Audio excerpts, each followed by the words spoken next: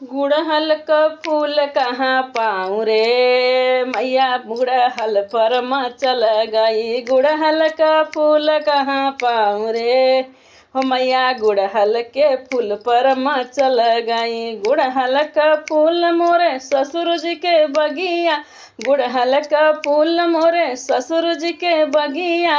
ससुर जी के बगिया, हाँ ससुर जी के बगिया, सासु तोड़ना नहीं दे रे। गुड़हल क फूल कहाँ पाऊँ रे मैया, गुड़हल पर मचल गई। गुड़हल क फूल कहाँ पाऊँ रे मैया, गुड़हल पर मचल गई।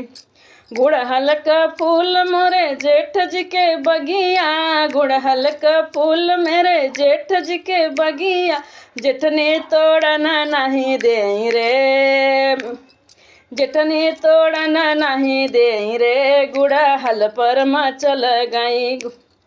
गुड़हल का फूल कहाँ पाऊँ रे मैया, गुड़हल पर मचल गई। गुड़हल का फूल कहाँ पाऊँ रे मैया, गुड़हल पर मचल गई। गुड़हल का फूल मेरे देवर जी के बगिया, गुड़हल का फूल मोरे देवर जी के बगिया।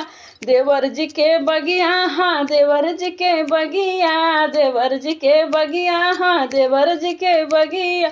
देवरानी तोड़ना नहीं दे रे, देवरानी तोड़ना नहीं दे रे, गुड़हल का फूलवा पे मचल गई।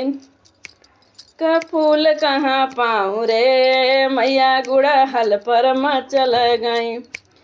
गुड़हल का फूल मोरे ननदोई जी के बगिया, गुड़हल का फूल ननदोई जी के बगिया। ननदोई जी के बगिया, ननदोई जी के बगिया, ननदी तोड़ना नहीं दे रे। गुड़हल का फूलवा, गुड़हल का फूल कहाँ पाऊँ रे मैया, गुड़हल पर मचल गई।